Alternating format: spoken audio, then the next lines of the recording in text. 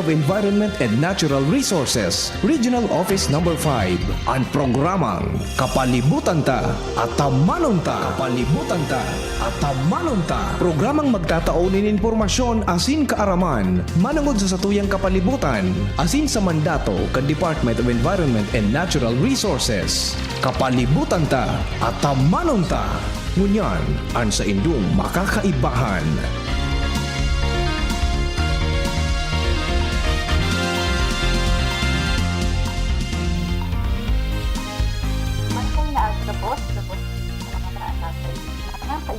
Kumusta po kamo? Ako po si Shelo Bernardo para sa programang Kapalibutan Ta at Tamanon Ta.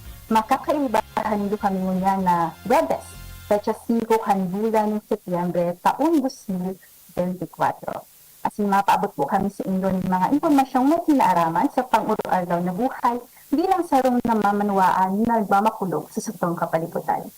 Para sa inyong mga kahapotan, mag-upload sa station sa 480-5509 puon alas 11, sundo alas 12 ng pagkauto. Kada Webes o sa CP number na Smart 0947-034-2915.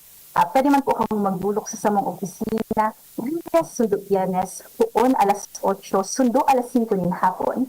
Asin pwede man magpadarakan sa inyong mga kahapotan o mga suhestyon sa samong opisina na makukuha sa Regional Center Site, Rawis, Legazpi City.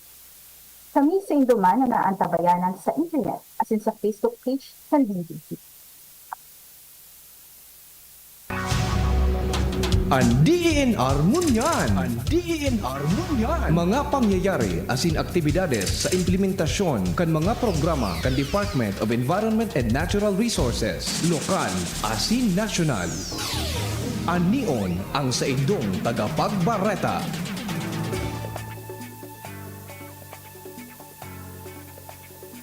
Ini ang katalipunan kan mga bareta sa DNR Munyan.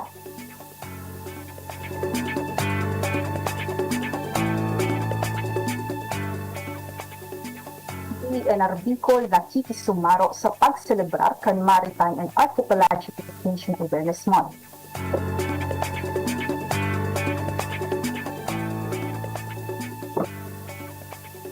MGAs sa Bicol nagselebrar kan 124th Philippine Service Anniversary.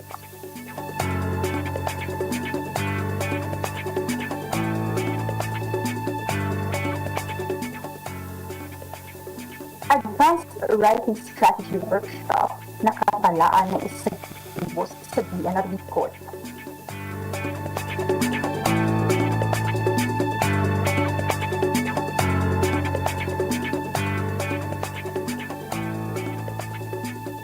Sa detalles, bilang pagselebrar kan Maritime and Archipelagic Nation Awareness Month o MANAM, ang Department of Environment and Natural Resources o DNR Bicol nakisumaro sa pagselebrar asin sa pagtaon ng onra sa mayaman na maritime asin archipelagic heritage ng nasyon. Ang aktibidad na may temang pamana ng karagatan para sa kinabukasan ating alagaan, laom na ipahiling ang importansya kan mga kadagatan asin mga podan sa lambang saro na makisumaro sa sustainableng pamamahala asin pagpreserbar kan sa tong marine resources. Kinauwan ni DNR Bicol Regional Executive Director Orreda Francisco Emilia Jr. ang importansya kan Manamo celebration. Sigun sa iya, obligasyon kan lambang saro na pangatamanan ang mga rekursos naturales kan mga kadagatan asin nagsisabing lifeblood kan mga komunidad. Ang Manamo, masabing plataforma tanganing mapalangkaw ang kaaraman manungod sa nations ang maritime asin archipelagic issue asin tanganing mapromotir ang mga inisyatibo manunungod sa pagprotektar sa mga kadagatan sa nasyon. Mientras tanto, kasabay kang selebasyon ang iba pang environmental celebration, Arakan Fish Conservation Week, International Coastal Cleanup Day, as National Maritime Day. Sa paagi kan Presidential Proclamation number 316, Series of 2017, ang bulan ng Setyembre tigdesignar bilang Maritime and Archipelagic Nation Awareness Month o MANAMO. pinapakusog kan proklamasyon na ini ang mandato kan DNR Bicol sa padagos na pagkonserbar asin preserbar kan mga kadagatan sa bilog na nasyon.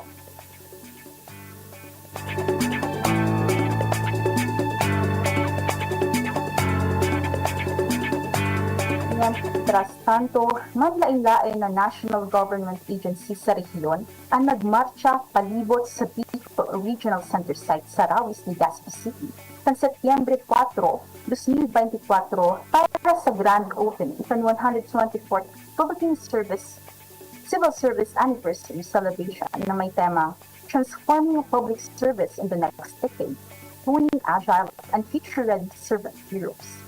Ang selebrasyon na pinanginutan ng Bicol Regional Center Site Association o BRGCA, pinagpartisiparan ng mga personahes ng Department of Environment and Natural Resources o DNR, Environmental Management Bureau, Technical Education and Skills Development Authority, Bureau of Treasury, Commission on Human Rights, Maritime Industry Authority, Department of Education, Civil Service Commission, Philippine Statistics Authority, Land Transportation Franchising and Regulatory Board, Department of Justice, DOJ Parole and Probation Administration, Department of Trade and Industry, Philippine National Police, Regional Maritime Unit, Bureau of Local Government Finance, Philippine Coast Guard, Land Transportation Office, Professional Regulation Commission, Department of Science and Technology, Department of Agrarian Reform,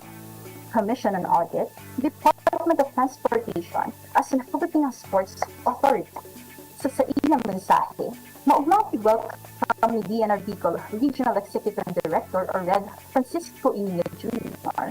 ang mga partisipantes sa opisina kan ahensya na nagsabing venue para sa aktibidad. Sa iyaman, napitawan doon ang tema kan selebrasyon na nagtataon ng focus sa pagbago-bagong demands sa serbisyo publiko. Pigheras manilad niya ang manungod sa Maritime Archipelagic Mission Awareness Month o MANAMO na pig-o-obserbar man muna ng Setyembre. Ang MANAMO, laong napoksugon ang pakasabot kan publiko manungod sa maritime wealth na yaon sa mga archipelagic waters as in territorial sea ka nasyon. Mientras tanto, pigdiskutirman ni DepEd Assistant Regional Director o ARD Viviano I. Santillas na pigrepresentar si Regional Director o RD Gilbert E. Sagsay ang manungod sa importansya ni Marhay na Salim lalo na sa pagtaon ng epektibo asin sustainable serbisyo publiko. Manitay-daan ng mga aktibidades ang kalinyada para sa selebrasyon kan 124 PSA araw kan laro ng lahi, badminton, basketball as volleyball. Dagdag pa rin, magkakaigwaman ni open house na papartisiparan maabot sa 13 na NGAs sa laog kan Bicol Regional Center site na mataunin oportunidad sa publiko na mas masabota ng mga proyekto, programa asin aktibidad na pigsasagip kan gobyerno.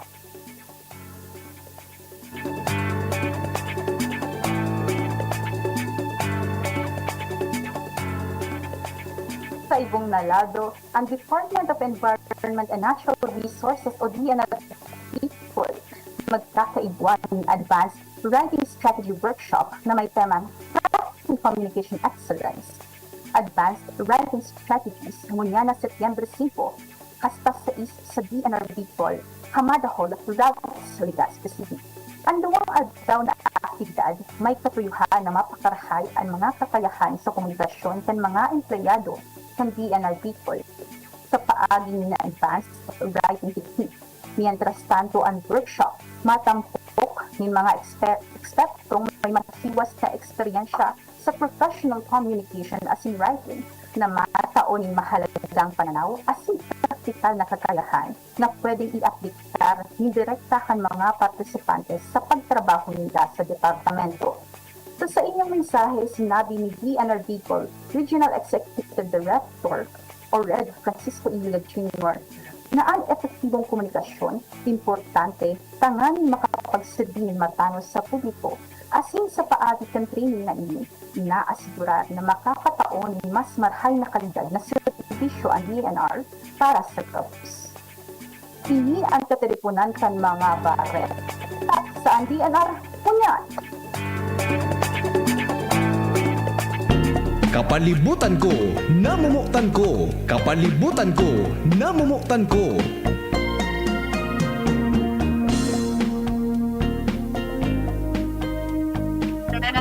Marhay na album po sa gabos sa mga nagdadang siya mo niyan na album.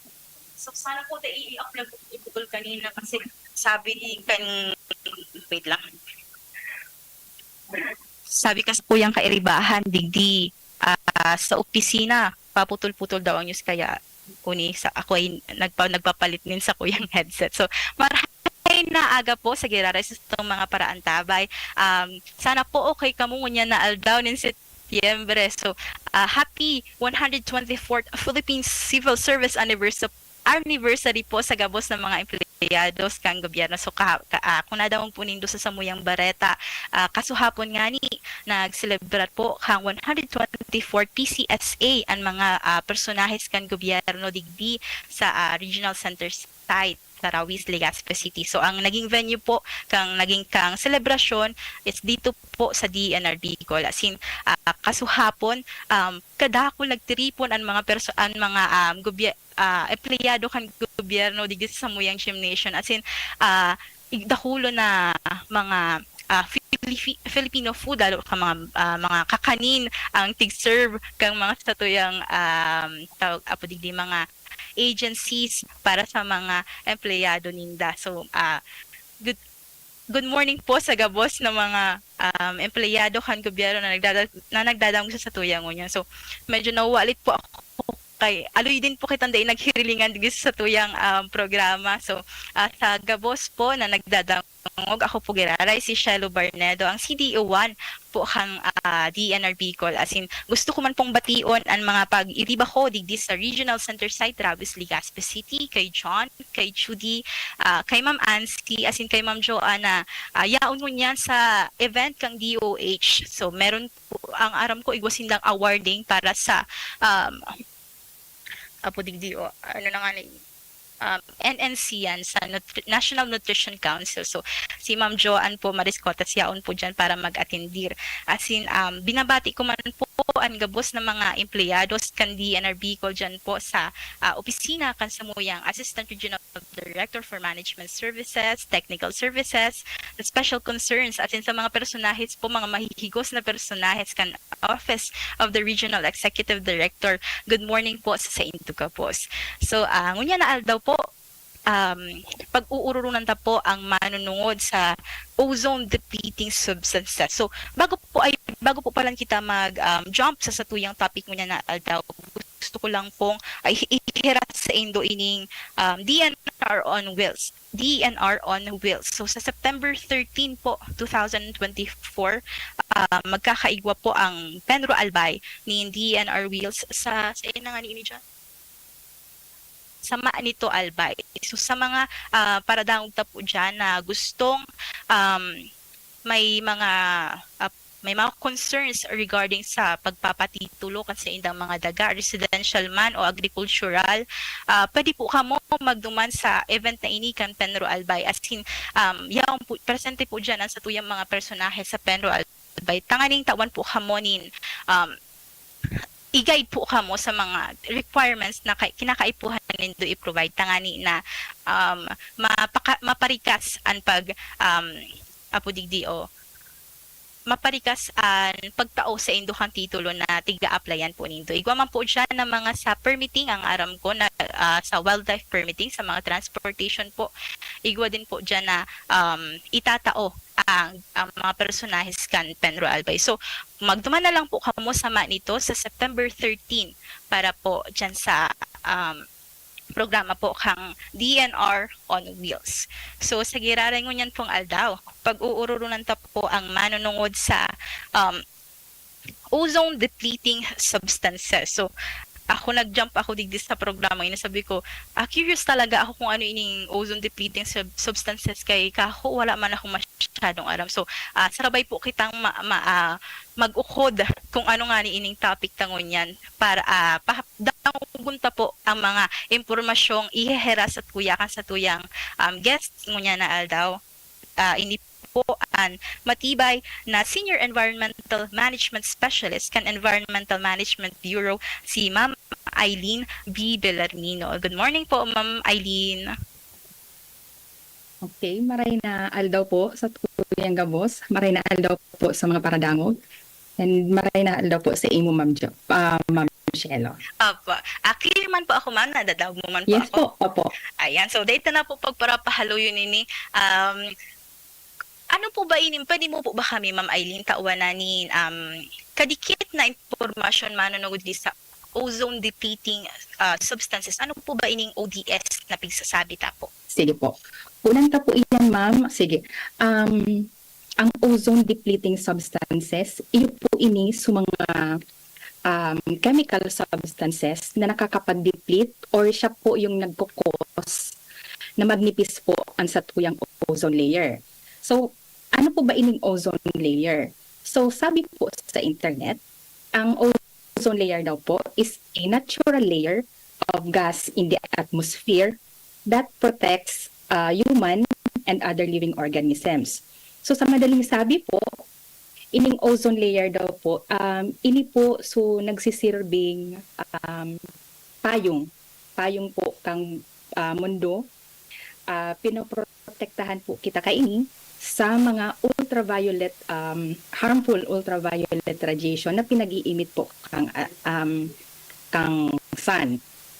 So dahil po digdi, naiiwasan po sa mga harmful effects sa tao, pati po sa environment.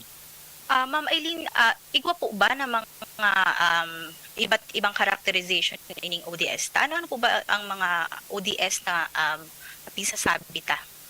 Okay po. So ang ozone depleting substances, dakol po ining mga pigagamitan ta. So most common na gamit po kang ODS, iyo po ini sa mga ginagamit po sa mga refrigerators na po, sa mga air conditioning units. Ini po sa mga nagpapalipot, mga cooling agent po ini. So kung marurumduman ta po, very common sa pinag-aapod ta po na freon. So ang freon po, ang composition niya is CFC or chlorofluorocarbons. Yan po ang saro sa ozone depleting substances. So makukuata din po ini, aside po duman sa mga refrigerators, mga air conditioning units ta, ini man po dati pinagagamit po sa mga fire extinguishers or sa pag-igbo po kang mga foam. So yan po ang mga common uses kang ODS. So kadakol po ngunya na since nasabi nga nabanggit nga ni Ma'am Eileen, ang mga ODS most common sa refrigerators as in aircon, ikadakol po baga kita kaani sa tuyang sa tuyang bansa, especially man kami nga ni nag-uururon man po kami sa harong na mapatakot kita ni aircon kay grabe na ang init talaga na pigsasaparta ngunya na panahon dahil po baga sa climate change. So paano po ini, ma'am? So, kung yaon po siya sa refrigerator, so kaipuhan po na sa mga luma ta na refrigerator, matapok-tapong marhay, di ba po? Okay. So ngunyan po kasi ma'am, i-explain ko po muna po Igo Sige po po. kaya kitang pig-aapod na, or ang Pilipinas po, member kang sarong international treaty. So ito pong pig-aapod na Montreal Protocol, kung saan po multilateral environmental agreement po ito. So digdi po sa international treaty na ito po, gabos po na mga bansa na nag-agree. So ini pong agreement na ini para maprotektahan po ang ozone layer. So dahil po digdi sa international agreement na po ini, nagkaigwa po kita ng mga rules and regulations para po maayos na pong actually for phase out po ining mga ozone depleting substances na ini po kasi nga po meron po siyang mga adverse effect bako lamang po sa tao pati po sa environment. Okay po. So kadakol din po kitang mga rules and regulations ang DENR bilang government agency po na mandated na i-implement ining mga or para maayos po ining mga ozone depleting substances na ini.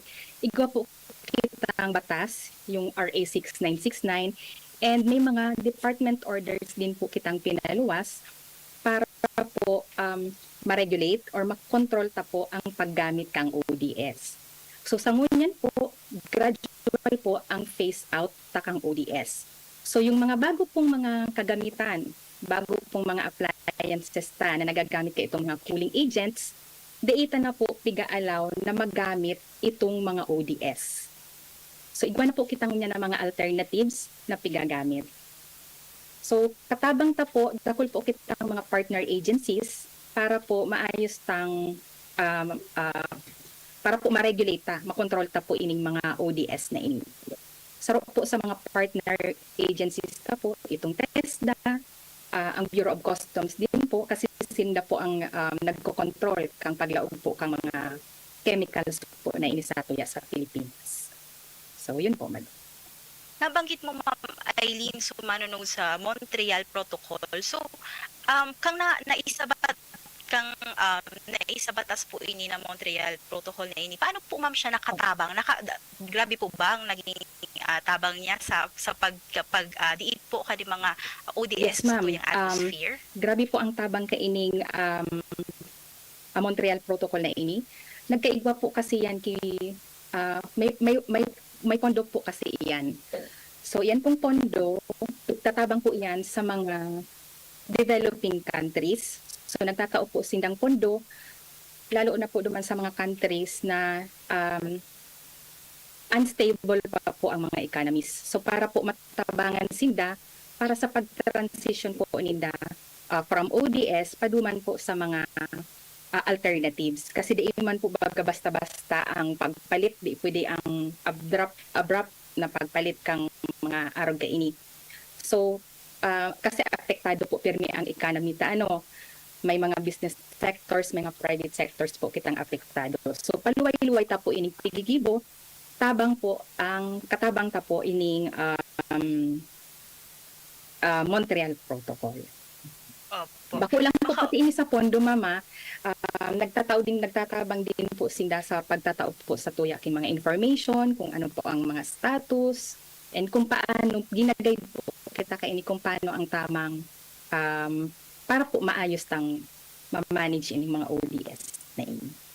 Opo, importante talaga, ma'am, na ma-manage ta ining mga ODS ngunya na panahon, grabe na po baga ang init na sa tuyang naranasan, and one of the reasons ining ODS na niya to na nasabi nga ni Ma'am Eileen na nakaka-apekto sa nagsisilbing umbrella niya to, which is itong sa tuyang ozone layer. So talagang kapag na pigpatuloy ta talagang maabot ang panahon na bako na lang manipis, wara na kita nin ozone layer, sinday nang maprotektar sa tuya di sa mga harmful UV rays nating sasabi ta daw na nga ning uso na po bagang ngunyan, ma'am, so mga lotion na may mga SPF, yes po.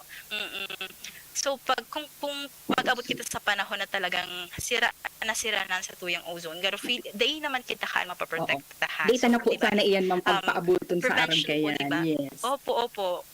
Prevention is better than cure. So mas maray na po unang tanangon yan kaysa sa magsakit pa kita sa mga maabot na panahon. So kita mo sa DNRP, ano po ba sa tuyang role na tigigampanan para digi sa monitoring as in regulation so, kadakol po kita, ma'am, na mga ODS programs and activities na pigigibo patungkol po din sa ODS. So ang DENR Environmental Management po,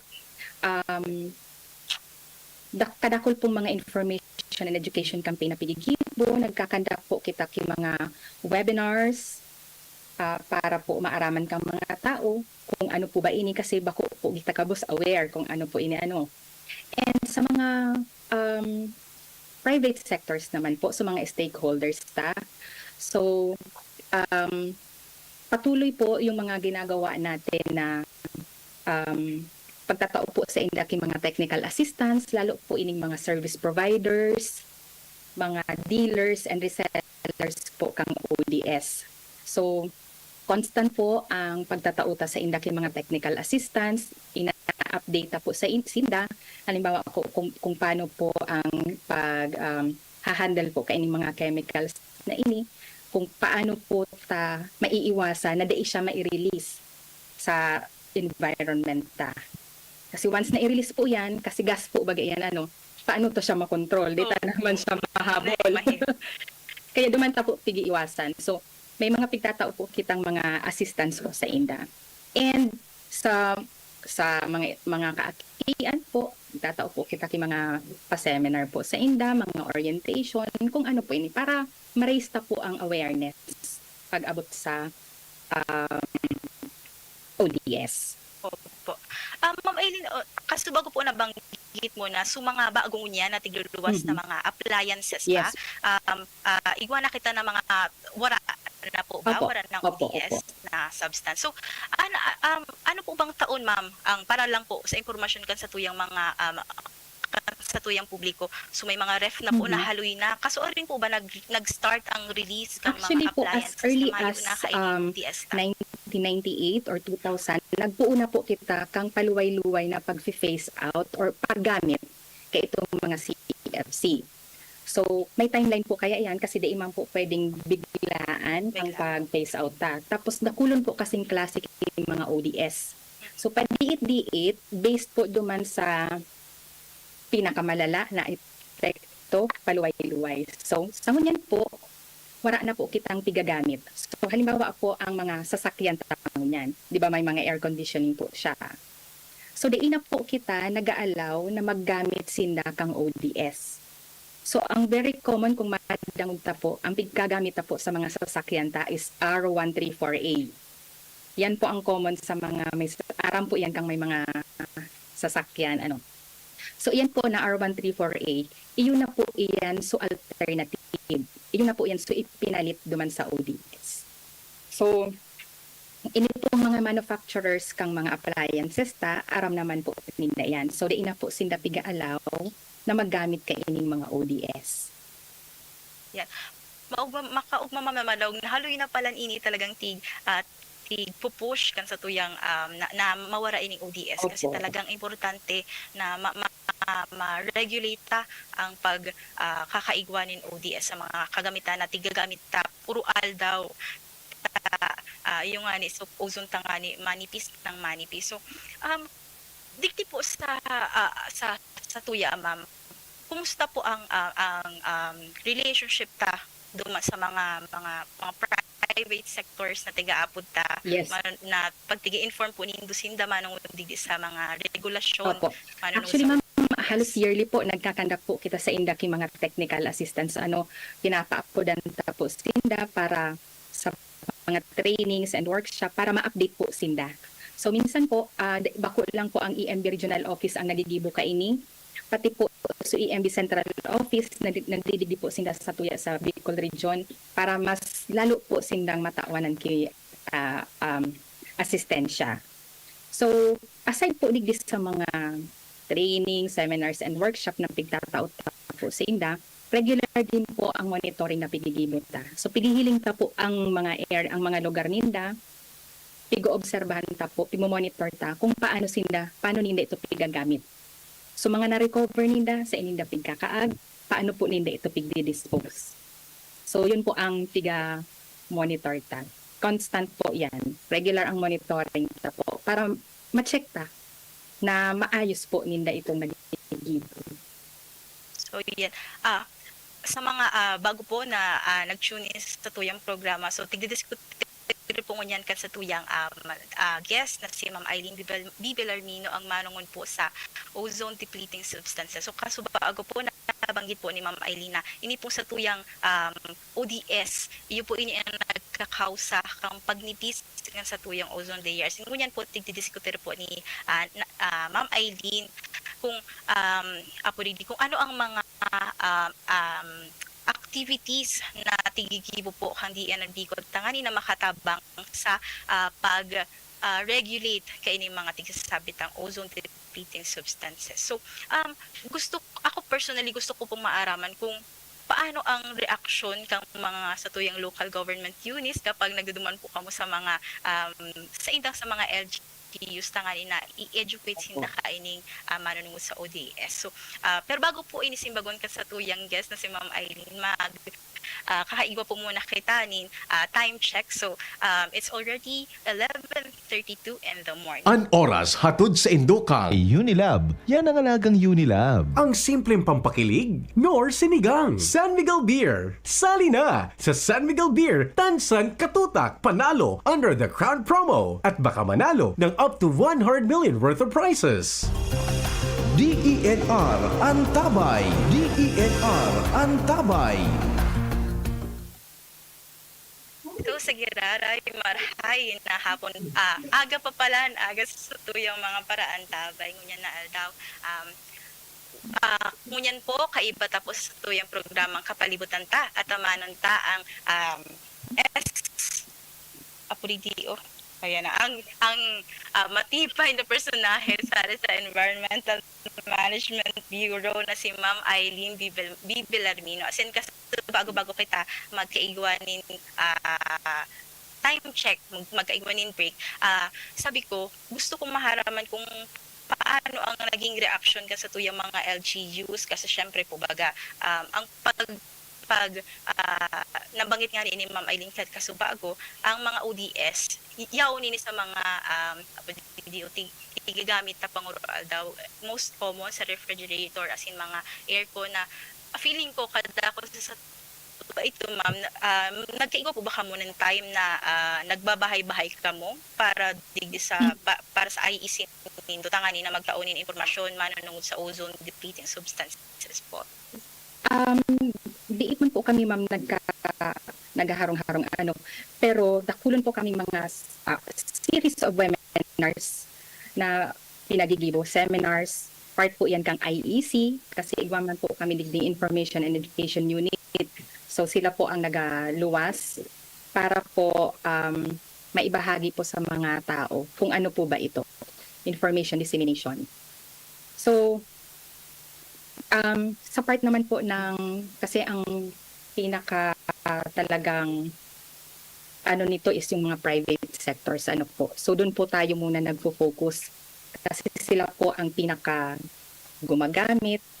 So kasi tayo po as halimbawa po tayo ay mga owners ng appliances na may mga cooling agent, hindi naman po tayo mismo yung nagsiservice. So, ang focus po natin is yung mga service providers. So, ngayon po, kasi marami pong susulputan ng mga service providers, so nire-require po natin sila na mag-register. So, ang EMB po, nagkakandak po ng survey. Iniisa-isa po natin yung mga service providers. So, pinaparegister po natin sila sa EMB, sa DENR. So, ang purpose po ng registration para po magkaroon tayo ng listahan and para ma-monitor natin kung yung movement ba ng ODS. Kasi kung wala po sa listahan natin, kung wala pong registration, hindi po natin yan makokontrol. Hindi po natin mai-eliminate yan. So, kaya po, stricto po natin ipinapatupad yung mga batas natin. So, stricto pong nire-regulate natin yung mga service providers, yung mga dealers and mga distributors po nitong mga ODS para maayos po natin ito and ma-face out po natin. Kasi hindi po natin maiiwasan na mayroong mga black market, ma'am. So, kahit saan naman mayroong mga. So, partner po natin ang ibang mga agencies pagdating dito. Ayun nga, meron po ba tayo ma'am na siguro website na pwedeng i-visit kung kunwari interesado sindang magbakal kaining mga ref, mga nagkaiko sinda ning money para pambakal. Ipapakitang mga list kang registered sa Indo po, sa EMB para duman sinda magbakal kan sa indang mga appliances. Actually po ma'am, ang mga tindahan po ngunyan, kang mga appliances, gabos na po iyan, mga tindahan po kang ref and air conditioning, gabos na po iyan, nagagamit yung mga alternative ODS Kasi hindi din na po talaga sinda allowed na maggamit yung mga ODS. Opo. So ngunyan po ang mga appliances, mga alternatives na po ang gamit ninda. So kung ang gusto mo po sabihin, ibibenta po ining mga old appliances. Mga manufacturer, mga nagma-manufacture po, ma'am, meron po ba tayong lista kung sa since nabanggit na nga ni ma'am na halos lahat na ng ating Opo. mga is sumusunod Kung na mababakal dito. ka po digdi sa mga malls, okay na po yan, ma'am. So, safe naman na ma'am na Yes. bumili sila dito. So, Opo, ayun. O, sa mga paradangong tangon safe na po ang mga recent na releases kan sa tuya mga refrigerator as in aircon na makukuha dyan sa merkado. So, paano bilang individual ma'am, paano ba kami personally makakatabang sa indo sa EMB tangani na apudigdi o mas mapakaskasta ang pagka-face out ka ini mga Opo. ODS na ini. Sige po. Inot na inot, ma'am. As individual, sana po ma-raise ta po sa awareness. Iyan po ang pinakainot. Maaraman ta kung anong ODS na ini, natata po ini pigbabawal. So yun po, magpuon sa aki, dapat maaraman ta na po iyan. Pati po, di kita sana, kung halimbawa may maaraman kita, di ita sana po ipag-tolerate pa ang paggamit kayan. So, i-stop ta na po yan. Kasi kung aram ta po yan na bawal, di ta na po yan gagamiton. So as individual yan po, ma-erase ta lang po sa awareness para tuloy-tuloy na po yan. Kaya po baka mo ma'am Eileen ni survey po kung gaano kararom ang pakasabot kan publiko manunugod dito sa ODS. Meron po ba kamong data regarding po digdi? Regarding po sa data, igwa po kaya kami digdi ma'am may separate unit po kami dyan sa ngunyan wala po akong kabot na data pero pwede po ako mag-provide sa inyo later So on. meron man po kayo ma'am na ginagawa so pero sa alam niyo po ma'am okay man po ba nagtaas po ba ang level kang awareness sa tuyang publiko manunugod Yes sa ma'am, mga opo. ODS? Dahil po sa series na mga seminars po and information na pinagtatauta po, I'm sure mataas po ang level of awareness lalo na po duman sa mga service providers. Kasi based po duman sa data po, nagtataas po sa mga numbers kang mga registered na service providers and mga dealers and resellers po. So dahil po duman, ibig sabihin, mas aware na po sinda, mas mataas po ang natin. Ang mas mataas po sa number of registrants, ibig sabihin po, aware sinda duman. Aram ninda po ang mga rules and regulations. Opo. And siguro maganda din ma'am na yung kung may mga nagdadang sa tuyang mga maestra ngunyan po, idagdag ninda sa indang mga lessons Yes ang po. manungod dito sa mga ODS tangani na mas ma-inform ang sa tuyang mga kaakian manunod sa ODS kasi importante future po baga ang tiguro ng tadigde, di ba ma'am? Tama po ma'am. Sa grade level may mga subject po kitang science, nadidiscuss ta po ang ozone layer, so pwede po iyan na ilaog sa discussion ta. Kasi ini pong pigigibo bako lang po ini para sa tuya ngunyan sa generation na ini. Ang pinaka-importante po kaini sa mga masunod na henerasyon So sana po partner taman po ang Department of Education. So sana po talaga ma-incorporate ini magpuon sa grade level hanggang po sa Opo, di ba? Kasi kapag nag-start ka talagang kakadakulaan na iyan So, maski sa insinda magduman, igwa na sindang knowledge regarding sabit ang mga mararaot na substances na makakaraot sa satuyang environment. So, sa mga succeeding months ba, meron po kamo mga nakaschedule Yes, ma'am. na mga IEC? Opo, meron po kami naka-schedule as check ko lang po ma'am so details igwa po Sige kaming po. schedule ngunyan on for a while lang ma'am on September 24 free webinar series on pollution abatement and mitigation, ozone, Yung sa ODS po ito ma'am, nakaka-focus din po ito sa ODS. Ano po? Free webinar po ito. Buksan nyo lang po yung Facebook page ng EMB Bicol Region. So meron din pong survey and validation din po sa mga dealers and resellers. So the whole month po ito ng September. So sa mga nagdadaong po sa Kuya, magkakaigwa po ang Environmental Management Bureau nin webinar. Tama Yes, po ba ma'am? ma'am. Opo. Webinar regarding dito sa Opo. ODS September 24. So kung interesado po kamo na mag-join, pwede po kamo mag-visit sa Facebook page kang EMB. Ano po ba ma'am ang pangalan, ano pa ang dapat nila i-search? EMB, sa ang Facebook page po is EMB Bicol Region. EMB Bicol Region. I-visit nyo po ito duman, as in nakapost na, tama ba? Yes, Nakapost yes, na ba yes, ma'am? Yung regarding dyan sa webinar na yan sa September 24. So free po ini Opo. mga tugang. So pwede po kamo wala man po ini ma'am na age Wala po. restriction. Wala Pwede po. po lahat. Ayan. So, mag-register na po kamo tangani na mas mapararom panindo Opo. ang sa indo Knowledge is power po ba naman? pagkaaral. Yes. Yes, opo. Tama, knowledge is power. Opo. Lagi din yan Hindi po sinasabi dito sa nag-i-stop. amin. So, Ang Opo. pag-adal na. Continuous po yan. opo. So, dyan po ma'am sa EMB, tapos digi sa regional office, may igo po ba kita mga collaboration na activities na digi sa Gibo? May igo na po ba?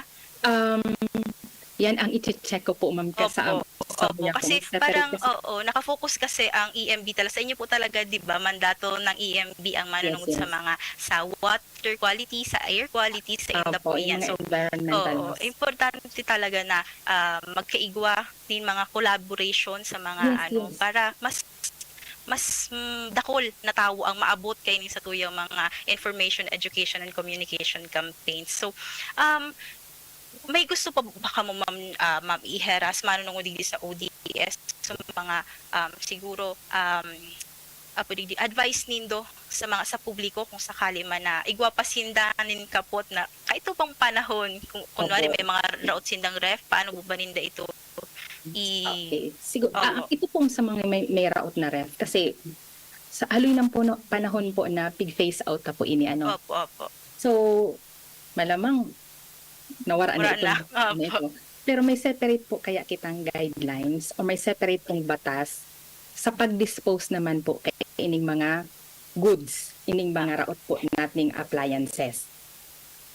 Separate po yan kasi pag naraot po ining mga appliances na ini, pika-classify ta po yan as hazardous. So may mga hazardous chemicals naman po yan. Bako na po yan ODS, pero may iba pa po siya mga chemicals na hazardous. So data po yan pwedeng i-dispose basta-basta. Data po siya pwedeng ipakolek sa mga truck na nagkahakot po ng mga basura. May proper collection, treatment, and disposal po kitang pinigibo kayo yan. So, si LGU po, nakakaaral kayan. Sa mga household, pwede ta po yan ipahakot kay LGU, and si LGU po, aram yan kung paano ang mga nilibuhunta. May mga nagtitreat and may mga nagtatransport po kaya na-registered naman kan DNR. Opo. So, parang ano nga yan, ma'am, di ba last time sa SM, tama po ba, nag-igwa ka mo ng collection, Yes, training yes, mga, opo. nakalim ko lang kung so, pangalan kang programa eh. Opo. So, e-waste. Ayan, Electronic e-waste, waste. opo. So, Opo. ang EMB po, nagkakaigo po sinda ning programa tangani na Tigaran maayos na po yan sa mga opo. tao. Yes, ma'am. Na maayos na matapok ining mga Opo. satuya. Kung mapapansin ta ma'am dyan sa SM, igwa po baga yan na box dyan sa may cyber zone. Opo. Opo, may tapukan po dyan kang mga halimbawa sa mga raot niya nindong cellphone. Kasi data yan pwede pong itapok basta-basta. Di ko So pwede po dyan nahiling ko lang ito ma'am. Ganyan ko lang ma'am naaraman Oo, yan. So, nahiling ko iko po lang pala po dyan ito. sa Na SM. pwede po yan ikaag dyan. Kasi instead na itapok-tapon sa Opo. gumanta po ikaag. Gumana lang. So, Yes, opo. So, maray po pala, dyan po ba sa Indo sa EMB, pwede po ba silang mag-dyan, tapos itao sa Indo? Or igwat sa mga LGUs iyan? Yes, sa LGUs yan. po. Opo, Makipag-coordinate po sinda no Yes, sa mga opo. LGUs ninyo. Tapos ang mga commercial establishments and industrial establishments naman po, sila po kanya-kanyang pa-transport and patrikan sa indang sariling mga waste. Pero pag abot po sa mga households, si LGU po. LGU. Yes. So maray ini na balita bareta na tigihiras na tuyan ni Ma'am Eileen na ito nga ni kasubago sabi ni Ma'am Eileen since 1986 to 2000 o wara na talaga Actually po, ma'am, kaya kita nagse-celebrate niyan every September. Ini pong National Ozone Depletion Prevention Month, 'di ba? Every September po 'yan. Kasi po nung September 1987 napirmahan po o yan po sa time na nag-agree sa gabos na bansa duman sa Montreal Protocol in protecting the ozone layer. So, ugma po na sa gabos po ng mga multilateral environmental agreements, digdi lang po sa Montreal Protocol nag-agree sa gabos na bansa, 194 countries. Wow, so talagang Ibig grabe po sabihin- opo. At Yes. aware talaga ang gabos na Opo. bansa sa mga harmful effects kay na madadala kung Yes. ita i-regulate Opo. talaga ini mga ODS. Kasi kita man sana po baga ang mag-suffer talaga Tama, nung tama sa, po. sa satuyang kapabayaan. So Kung makuman niyan sa mga masunod na henerasyon. yes, opo, tama. So, thank you so much po, Ma'am Eileen, sa mga tigheras mo po sa muyang impormasyon mo niya na daw. So, sa Giraray, kung i-announce ko lang po sa activity ni na Ma'am Eileen sa EMB sa September 24, igo po silang webinar. Kung gusto po nindo mag-intra digdi sa webinar na ini, pwede po kang mag-visit sa Facebook page kang EMB. As in, yaw na po ba naman, Ma'am, so link ka? Or, Yes, ma'am. na, Opo. ano? Or pwede, So, nakalive man po yan sa Facebook.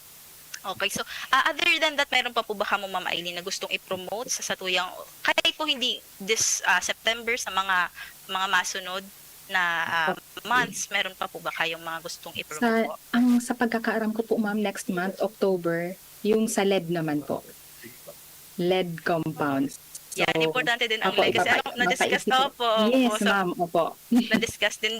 na-discuss din po yan dito sa radio program. So Yes, talagang importante na kasi itong mga substances na to sa lahat po baga ma'am, 'di ba? Mga everyday na ginagamit natin nandiyan yan. So Pag importante una na ka po, wala lang iyan na Wala. epekto. Pero, dahula ang epekto yes, na okay. yan. So sana mas magdakol pa ang mga information education campaigns na isa sa Gibo. Bako lang kang EMB kundi kan sa tuyang mga LGU sa lokal na gobyerno, 'di ba? Kasi yes, ma'am. kahit Opo. iinit Hindi ang ka makarami po sa tao. yan, tama ma'am. Yun nga po ang lagi nating sinasabi. Daiman kaya kang opisina kung kita lang. Kaipuhan ta ang tabang kad sa tuyang mga local government units na sinda on their own. Pwede po ba sinda ma'am kunwari magkakaigwa sinda nin talk regarding dito sa ODS? Pwede ba sinda mag-invite? Yes, ma'am. Opo. Pwede po silang mag-invite kay mga technical personnel sa Environmental Management Bureau para po magtao sa indak kay mga lectures and orientations. Pwede Ayan, aside po sa ODS, igwa pa man po, halimbawa po sa solid waste management, any po na related po sa EMB, pwede po yan. very critical po talaga ma'am ang yaon sa mandato nindo, no? Solid waste, ang ining sa mga ozone depleting Opo, substances, sa mga as in talaga nga ako interesado din po ako talagang mas maaraman pa kung ano pa ining mga ma-manage kang EMB kasi sabi ko sige ay takulog talaga activities Opo. ang naka-line up mo niya na na mga nabulan at sa mga masunod pa para sa EMB. So sana po mas dakol pa ang maging talk regarding sa ozone Yes, depleting ma'am. substances na init. So as in sana po ma-invite po Giraray ka mo para po mag-talk digis sa Yes, mga. So, ma'am, opo. Waiting po kami sa invitation. kasi madalas po si Ma'am Grace ang nakakaiba po. So, very refreshing na makailing man po ning matitibay pala lang mga talagang matitibay talagang personahe kang EMB. So, maski sa isabak, parang hasang-hasa kayo, ma'am. Kayo po ba mismo ang nagpupunta para sa mga talks, sa mga Yes, ma'am.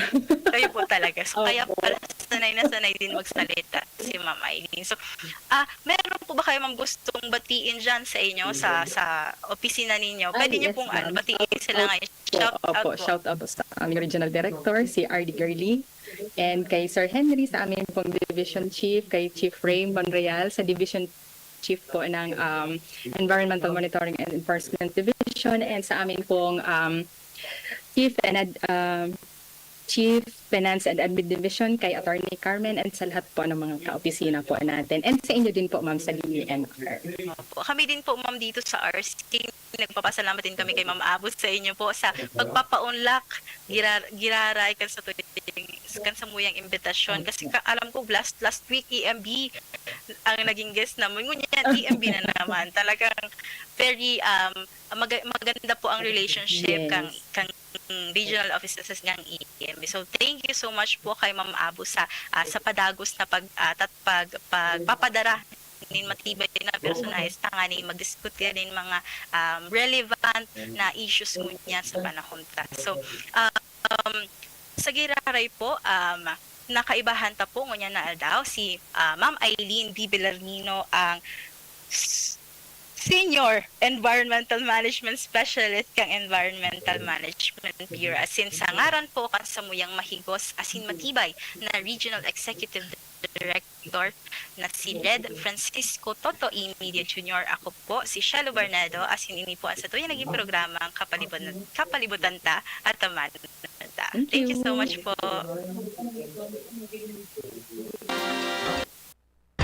Sa indong nahinanyog ang programang Kapalibutan Ta at Tamanon Ta. Kapalibutan Ta at Tamanon Ta.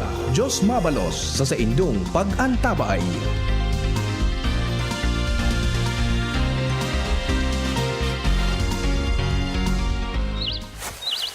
Kapag